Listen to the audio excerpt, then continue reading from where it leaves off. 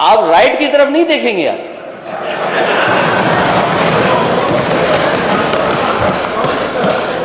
आप केवल लेफ्ट की तरफ देखिए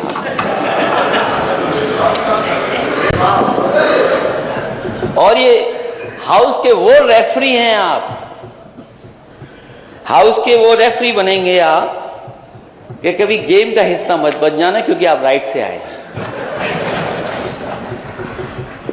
क्योंकि ये समय उस बात का नहीं है कि नेता सदन ने जो कोरोना पे बात कही है वो समय आएगा तो मैं कोरोना पे भी बात करूंगा, क्योंकि उस शहर से आप आए हैं जिस शहर ने कोरोना देखा था। और कैसा कोरोना देखा था? उस शहर के सेविंग अकाउंट बता सकते हैं कि अगर देश में सेविंग अकाउंट से पैसा कहीं अगर सबसे ज्यादा निकाला गया था तो वो कानपुर शहर था, आपका शहर था।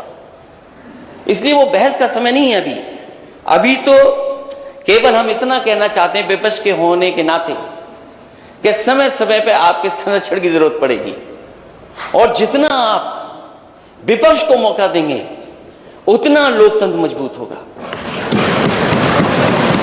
जितना विपक्ष बोलेगा और जितना सवाल विपक्ष उठाएगा, क्योंकि कई बार ऐसा होगा और क्योंकि मैं भी वहां पर बैठ करके काम किया हूं कि मंत्री बड़े तैयारी के साथ आते हैं और कई बार आप सदस्य रहे हैं, आपने भी ऐसे ऐसे सवाल पूछे हैं, वो हमारे मंत्री कई बार जवाब नहीं दे पाते थे, मुझे खड़ा होना पड़ता था। इसलिए वो अनुभव आपके पास है, उस समय आपके संरक्षण की जरूरत पड़ेगी, क्योंकि आज इलेक्टेड गवर्नमेंट के आप स्पीकर हैं। हम सब जनता के बीच में गए थे, उसके बाद इलेक्ट होकर के आए और जब हम इलेक्ट होकर के आए हैं तब हमने आपको इलेक्ट सर्वसम्मति से बैठाया है। आपको उतना ध्यान देना पड़ेगा कि जो इलेक्टेड गवर्नमेंट है वो कहीं तानाशाह गवर्नमेंट ना बन जाए।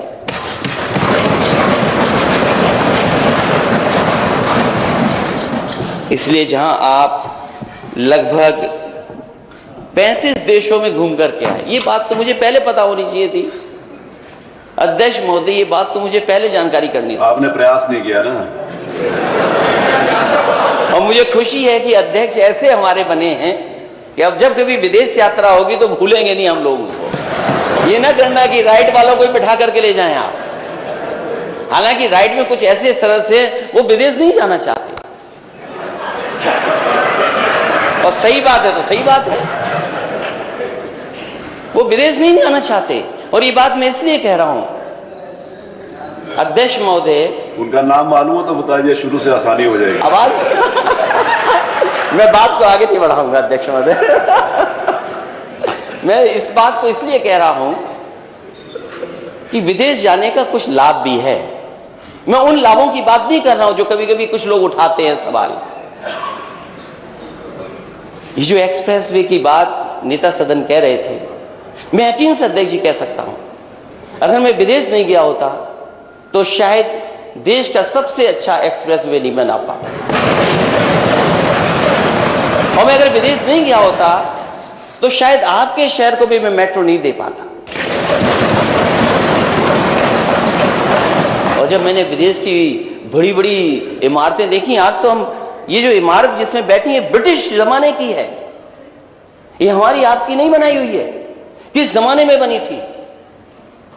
और मुझे खुशी है इस बात की कि चाहे हमने ब्रिटिश परंपरा को निभाया हो, आप छिपे नहीं हो, हमने घसीटना नहीं पड़ा हो, लेकिन नेता सदन जिस बिल्डिंग में बैठते हैं वो आजाद भारत में समाजवादियों की बनाई हुई है।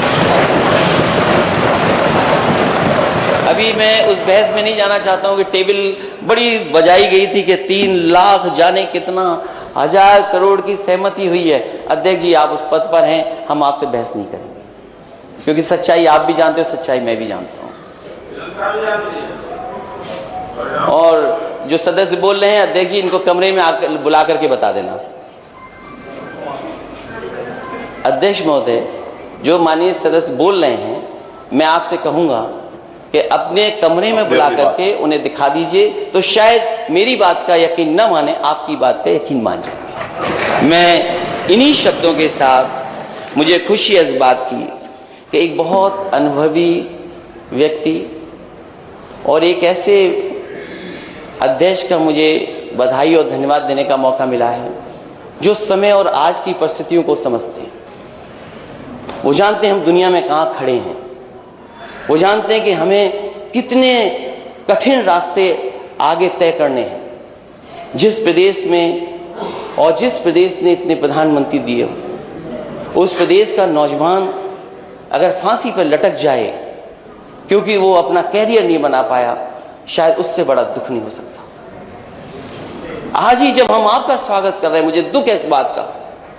जब मैंने व्हाट्सएप खोला, अखबारों को मैंने देखा, तो मुझे वही तस्वीर नजर आई कि एक नौजवान को नौकरी नहीं मिली, इसलिए वो फांसी के फंदे पर लटक गया। और जब कल मैं शपथ ले रहा था, शपथ लेकर के अध्यक्ष जी मैं जब वापस गया हूं, तो मैंने देखा कि पेट्रोल पंप पर लूट करके एक गोली मार करके छीन करके ले गए।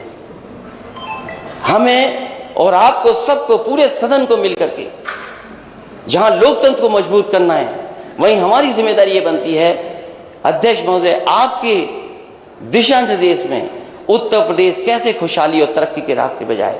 मैं आपको बधाई देता हूं, मुबारकबाद देता हूं। एक ऐसे अध्यक्ष को पाया है जो हंसमुख है, जो हम जैसा ही हंसता है। मुझे इस बात की खुशी है। मैं बहुत बहुत धन्यवाद देता हूं। माननीय नेता अपना दल सोनेलाल श्री राम निवास शर्मा जी।